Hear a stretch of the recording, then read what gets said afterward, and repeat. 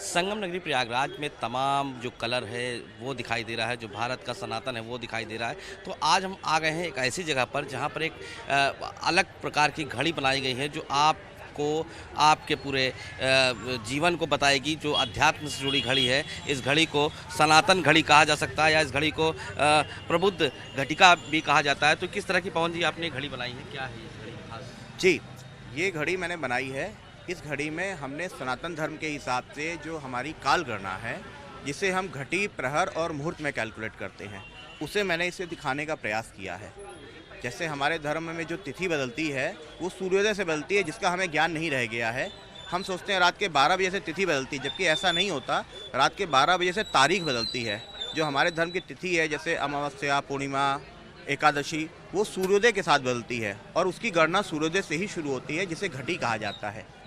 और एक अहोरात्र, जिसे एक दिन और रात के समय को अहोरात्र कहते हैं, जिसमें 60 घटियाँ होती हैं। 2 घटी का एक मुहूर्त होता है जो घटी से बड़ी इकाई होती है, और एक अहोरात्र में 8 प्रहर होते हैं जो मुहूर्त से भी बड़ी इकाइयाँ होती हैं। जो मैंने इस घड़ी में आज के वर्तमान समय प्रणाली को और हमारे हिंदू धर्म की समय प्रणाली को, दोनों को मिला के दिखाने का प्रयास किया है। ये घटी दिखाई जा रही है जो सूर्योदय से शुरू हो रही है। 2 घटी का एक दिन का पहला मुहूर्त, जिसे शिव मुहूर्त कहेंगे, और पूर्वाहन काल, ये हमारा हिंदू धर्म की काल गणना हो गई। और उसके बाद घंटा, मिनट और सेकंड हमारी आज की वर्तमान काल गणना हो गई।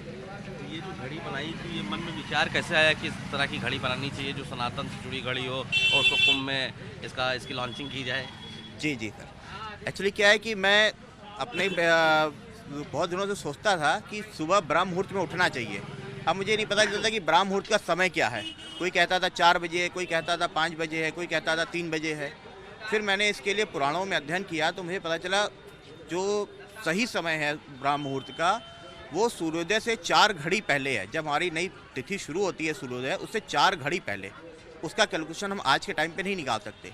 तो मेरे मन में विचार आया कि हमारे समाज में, हिंदू धर्म में भी लोगों को जानना चाहिए कि हमारी समय प्रणाली जो है वो घटी, प्रहर और मुहूर्त, घंटा और मिनट नहीं है। हमारे जितने भी पंचांग के कैलकुलेशन होते हैं वो इसी घटी, प्रहर और मुहूर्त से होते हैं, और हमारी भाषा में इसको ट्रांसलेट करके घंटे और मिनट में हमें दे दिया जाता है। तो क्या इस घड़ी में मुहूर्त जो होता है वो भी पता चलता है और शुभ मुहूर्त भी पता चलता है? हाँ बिल्कुल, इस घड़ी के अंदर जो 30 मुहूर्त हैं, ये सारे मुहूर्त शुभ होते हैं किसी न किसी कार्य के लिए। अब आप जो भी कार्य करना चाहते हैं, उसके लिए जब आप अपने ज्योतिषी से या पंडित से पूछेंगे तो वो आपको बताएंगे कि पर्टिकुलर मुहूर्त में आपको ये कार्य करना चाहिए। इस घड़ी में आपको सारे शुभ मुहूर्त दिख रहे हैं। सबसे शुभ मुहूर्त अभिजीत मुहूर्त कहा जाता है। अगर आप कोई कार्य करते हैं और उस कार्य को करते समय आपको नहीं पता कि मुहूर्त क्या है, शुभ मुहूर्त क्या है, तो ये अभिजीत मुहूर्त है, जिस समय सूरज सर के ऊपर होता है, मतलब लगभग 12 बजे का समय। ये सबसे शुभ समय होता है किसी भी कार्य को करने के लिए, सिवाय दक्षिण दिशा की यात्रा को छोड़ करके। ये कहा जा सकता है कि ये घड़ी मुहूर्त भी बता देती है और कितने समय आप बिता चुके हैं वो भी बता देती है। खास करके ये घड़ी आपको सुबह का काल भी बता देती है, संध्या का साय काल भी बता देती है। और किस तरह से इसमें जो ये ब्रह्म मुहूर्त दिया हुआ है, ये है ना, तो ये उषा काल दिया गया। उषा काल क्या होता है? उषा काल, जी, जब हमारे धर्म में रात्रि के बाद जब सुबह उठने का समय होता है, वो उषा काल कहलाता है।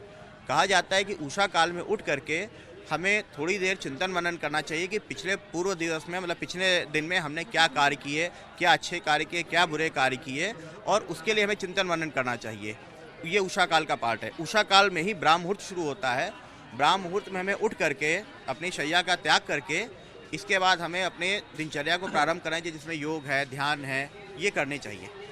विवाह से जुड़े भी कुछ इसमें जो पंचांग वगैरह में जो दिखाई देते हैं, उस तरह के भी यहाँ पे जो चीज़ें वो लिखी हुई दिखाई दे रही है। देखिए, पंचांग क्या है? पंचांग का कैलकुलेशन घटी, पहर और मुहूर्त से ही शुरू होता है। पंचांग का एक अंग है कैलकुलेशन गणना का, जो घटी से ही तिथियाँ शुरू होंगी। तिथियों का कैलकुलेशन हमारी घटियों से आएगा, अहोरात्र से आएगा, तो ये उसका एक अंग है, शुरुआत है ये पंचांग की, कह सकते हैं।